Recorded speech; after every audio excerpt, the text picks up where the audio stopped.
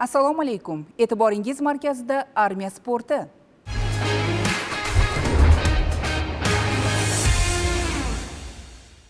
Bugungi sonda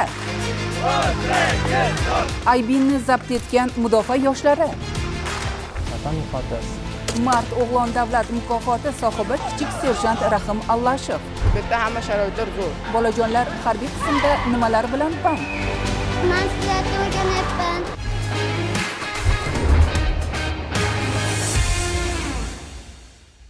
Qozog'istonning Amandiq dala o'quv maydonida 12-chi xalqaro harbiy vatanparvarlik yig'ini Aybin 2026 musobaqasi bo'lib o'tdi. Ushbu musobaqada vatan tayanchi harakati a'zolari munosib ishtirok etib, mezbon jamoadan keyin faxrli ikkinchi o'rinni qo'lga kiritdi. Hozir shu haqida. Объединенные общими ценностями, уважением.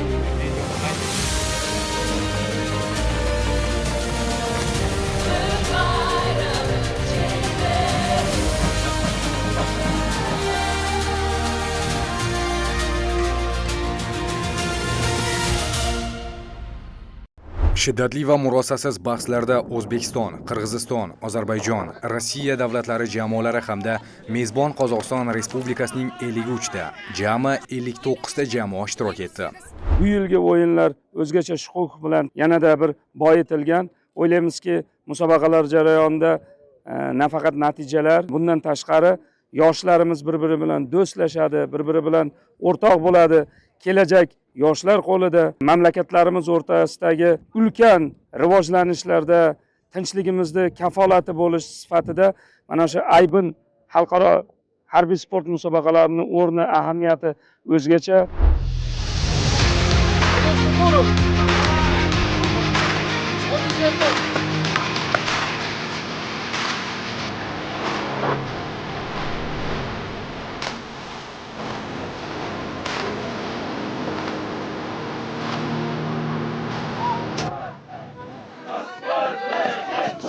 Mazkur musobaqada O'zbekiston Respublikasi Mudofaa vazirligi huzuridagi vatan tayanchi harakati a'zolaridan tashkil topgan jamoa munosib ishtirok etib, 9 ta yo'nalish bo'yicha o'tkazilgan bellashuvlarda yuqori natijalarni qayd etdi.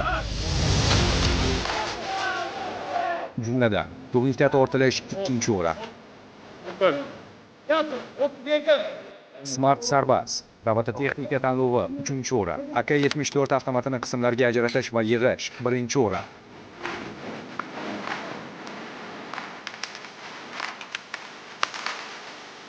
Harbiylashtirilgan Cross 1-chi o'rin.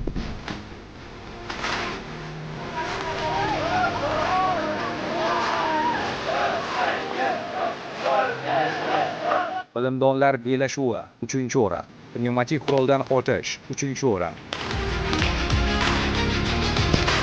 Harbiylashtirilgan estafeta 1-chi o'rin.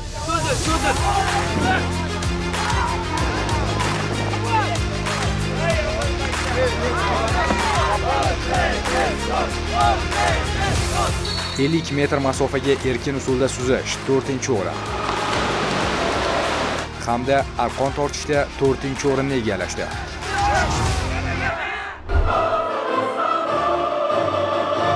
Musobaqaning umumiy natijalariga ko'ra, mezbon yurt vakillari faxrli 1-chi o'rinni egallagan bo'lsa, hamyurtlarimiz 2-chi o'ringa munosib deb topildi.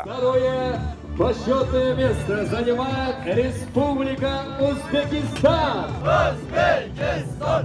Узбекистан! Поздравляем от всей души вторым местом Республика Узбекистан! Ozarbayjon Respublikasi, Rossiya Federatsiyasi hamda Qirg'iz Respublikasi jamoalari 3-chi o'rinni band etdi. Musobaqa davomida turli xil ellardan kelgan ishtirokchilar bilan do'stlashdik va birga tajriba orttirdik. Bundan o'zimizga juda ham kuchli ko'nikma oldik. Biz bu musobaqada faxrli 2-chi o'rinni qo'lga kiritdik. Keyingi musobaqalarda albatta bundanda yaxshi natijalarni qo'lga kiritishga harakat qilamiz va va'da beramiz. Bizga mana shunday shart-sharoitlarni yaratib bergan prezidentimizga katta rahmat aytamiz. Musobaqaning tantanali yopilish marosimida sovrinli o'rinlarni egallagan jamoalar muborakbod etildi. Marosim yakunida mezbon davlat san'atkorlari ishtirokida bayramona konsert dasturi namoyish etildi.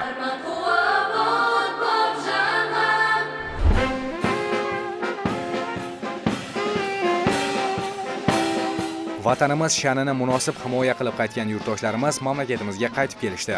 Vatan tayanchi harakati a'zolari Toshkent xalqaro aeroportida Mudofaa vazirligi mas'ullari hamda yoshlarning yaqinlari ishtirokida tantanali kutib olindi.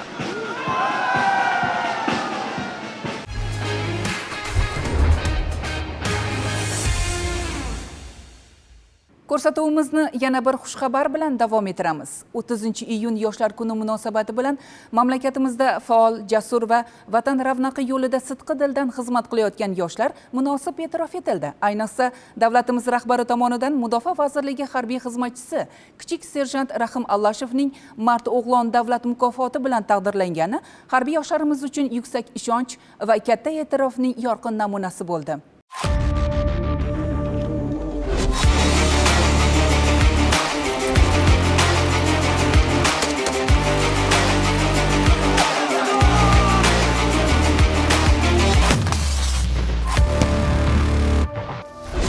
Chaqqonlik, shiddat, abjirlik, vatanparvarlik. Ushbu ta'riflar sohibi Mudofaa vazirligi harbiy xizmatchisi kichik serjant Rahim Allashev. Chunki uning yuragi vatan ishqida, uning mudofaasida yonyapti. Vaqtni ortga qaytarish imkoni bo'lsa, shu yo'lni davom ettiraveradi. Harbiy formani kiyib yurish aytadi-ku, har kimga emas deb. Shuning uchun men shu yo'lni tanlaganimdan afsuslanmayman. Ota-onamiz o'rgatishgan birinchi qadamni vatan degan tuyg'uni vatan ostonadan boshlanadi deb, vatan muqaddas. Kichik serjant Rahim Allashev o'zining yuksak mahorati, matonati va qat'iyati bilan yurtimiz bayrog'ini xalqaro maydonlarda yuksaklarga ko'tarib, mamlakatimiz sharafi va nufuzini munosib himoya qilib kelmoqda. Uning yutuqlari, mustahkam irodasi, jasorati va mehnatsevarligi yoshlar uchun munosib ibrat namunasi bo'lib xizmat qilmoqda.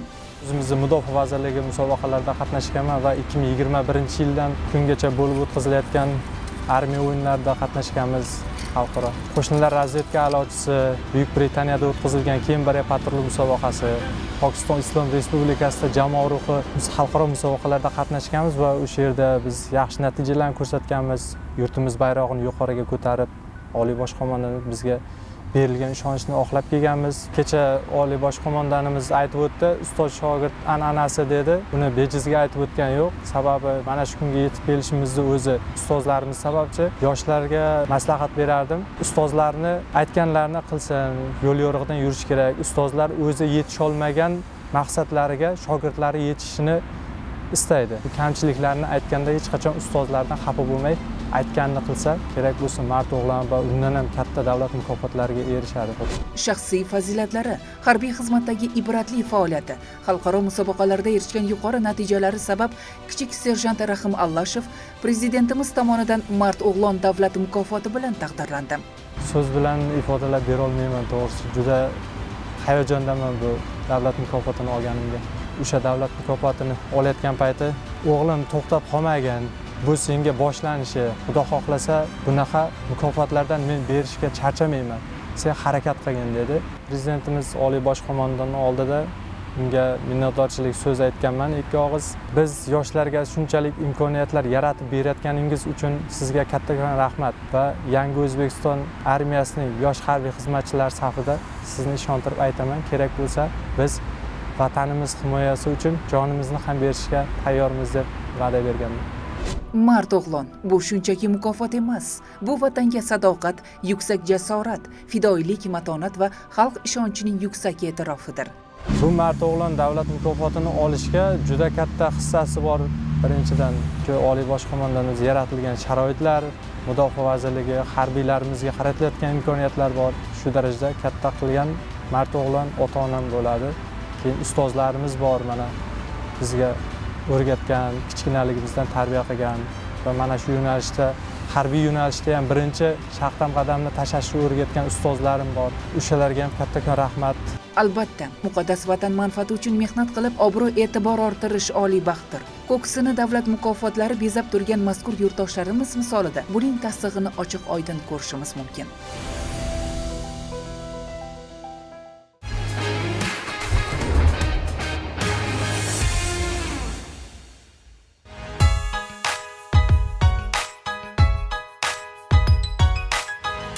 Bras fransuzchada qo'l so'zidan olingan bo'lib, ko'krakda suzish usuli. Bunda qo'l va oyoq bir vaqtning o'zida qo'l suvdan chiqmagan holda gorizontal tekislikda harakat qiladi.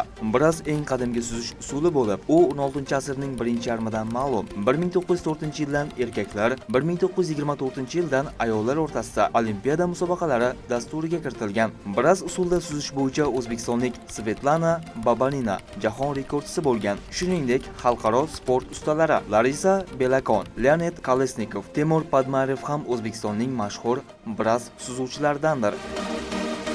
Ko'rsatuvimizni xabarlar sahifasi bilan davom ettiramiz. Xorvatiyaning Zagreb shahrida yengil atletika bo'yicha xalqaro turnir bo'lib o'tdi. Unda O'zbekiston terma jamoa a'zosi, Mudofaa vazirligi Oliy sport natijalarini rivojlantirish markazi sportchisi, Qurolli kuchlar xizmatchisi Anvar Anvarov 8,29 metr natija bilan oltin medalga sazovor bo'ldi. Ahamiyatlisi bu yangi O'zbekiston rekordi sifatida qayd etildi. Avvalgi milliy rekord ham Anvar Anvarovga tegishli bo'lib, u o'tgan yili Finlyandiyada 8,25 metr sakragan edi. Yana bir xushxabar, Mudofaa vazirligi sportchisi kichik serjant Jahongir Zokirov nufuzli Zufa boksing turniridagi debyut jangini ishonchli g'alaba bilan yakunladi. Og'ir vazn toifasida amerikalik Zachary Spillerga qarshi ringga chiqqan sportchimiz raqibiga hech qanday imkoniyat qoldirmadi. Shu vaqtga qadar 5 ta jang o'tkazib, hali mag'lubiyat nimaligini bilmagan amerikalik bokschi Jahongirning kuchli va aniq zarbalariga bardosh bera olmadi. 6 raundga mo'ljallangan bahs 2 raundda texnik nokaut bilan yakunlandi. Shu tariqa Jahongir Zokirov professional faoliyatidagi ikkinchi g'alabasini tantana qildi. Sportchilarimizning kelgusi faoliyatlariga zafarlar tilaymiz.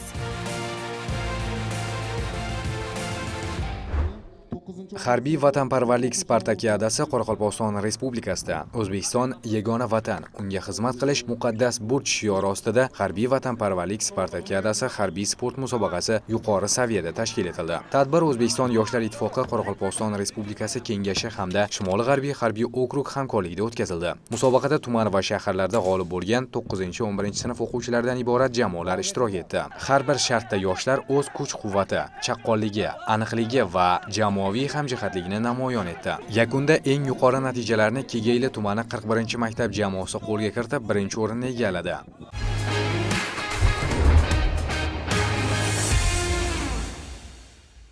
Armiya sporti ko'rsatuvi davom etadi. Navbat sport hayotiga oid g'ayrioddiy, ilg'or va diqqatga sazovor voqealarni o'z ichiga olgan bu qiziq sahifasi. Faqat bir soniya va butun tarix o'zgaradi. 2008-yil Pekin Olimpiadasida Usain Bolt 100 metrlik masofani 9:69 soniyada yugurib o'tdi. Bu tarixdagi eng tez natijalardan biri bo'ldi. Lekin qizig'i shundaki, ikkinchi va uchinchi o'rinlar orasida faqat 0,01 soniya farq bor edi. Ushbu kichkina farq bir nafas olish yoki ko'z qorachig'ining qimirlashi bilan teng. Michael Phelpsning 2008-yilgi Butterfly'dagi g'alabasi ham aynan 0,01 soniya bilan hal bo'lgan. U agar biroz kechroq harakat qilganda, uning 8 ta oltin medallik rekordi butunlay amalga oshmagan bo'lardi. Bu misollar shunchaki raqamlar emas, ular orqasida minglab soatlik mashqlar, tinmas mehnat, psixologik bosim va yurakdan qilingan intilish yotadi. Soniyalar nafaqat jism, balki aql va ruhni ham sinaydi. Masalan, Formula 1da Lewis Hamilton bir kvalifikatsiyada raqibidan faqat 0,011 soniyaga tezroq harakat qilgan. Lekin aynan shu unga birinchi start pozitsiyasini va keyin butun poygada ustunlikni berdi.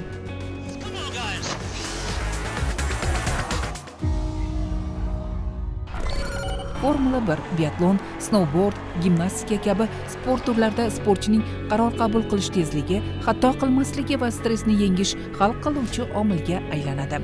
Xulosa qilib aytganda, sport bizga har bir harakat, har bir on ahamiyatli ekanini o'rgatadi. Shuning uchun ham g'alaba faqat finish chizig'ida emas, balki har kunlik mashq, har soatlik intilish va yurakdan bajarilgan harakatlardan boshlanadi. Sekundlar nafaqat sportda, balki hayotda ham taqdirni belgilaydi. Ularga befarq qaramang. Siz ham o'z finish chizig'ingiz sari yuguring, chunki bir soniya hammasiga arziydi.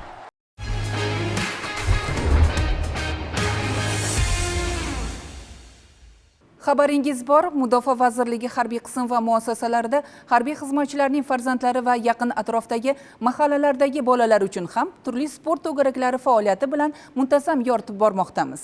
Hozir ana shunday to'garak faoliyati bilan yaqindan tanishasiz.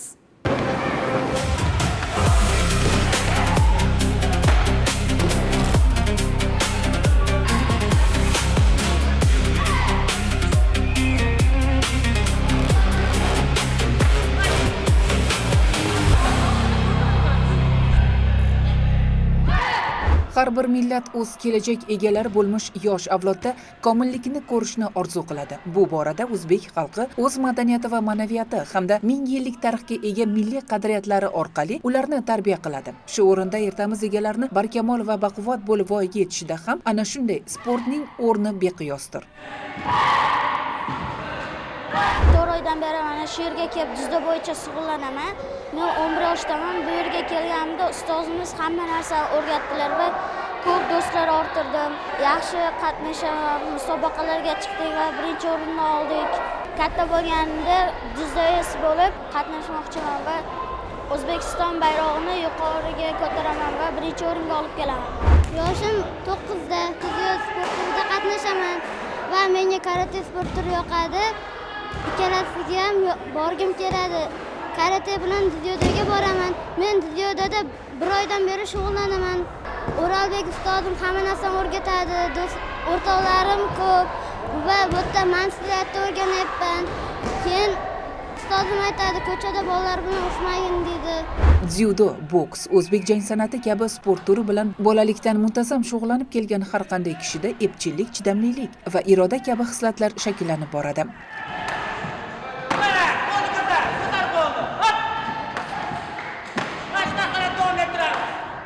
Tinglayotganingizdek sport murabbiysi to'garak a'zolariga kurashning sir asrori va raqibni mag'lub etishda qo'llaniladigan turli elementlarni ko'rsatib bermoqda. Ushbu bilimlarni puxta egallagan to'garak a'zolari ko'plab musobaqalarda faxrli o'rinlarni qo'lga kiritib kelishmoqda.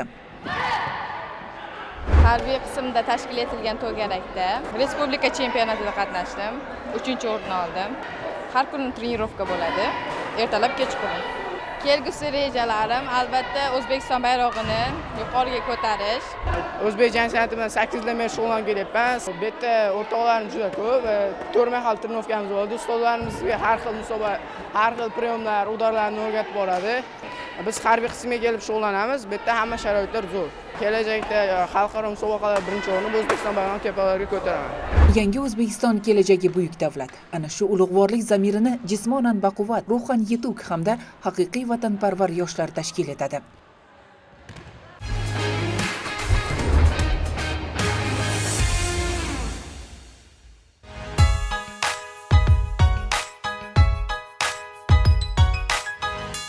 Butterfly inglizcha kapalak degan ma'noni anglatadi. Butterfly sportda suvda suzish usuli. Bunda suvda ko'krakda turgan holda qo'llarni baravar aylanma shaklda harakatlantirib suziladi. Oyoqlar biroz usulidagidek harakatlantiriladi. Bu sport turi 1934-yilda paydo bo'lgan bo'lib, Olimpiya o'yinlari dasturiga 100 metr, 1968-yildan erkaklar, 1956-yildan esa ayollar o'rtasida ommalashgan va 200 metrga 1956-yildan erkaklar, 1968-yildan esa ayollar o'rtasida masofaga suzish kiritilgan.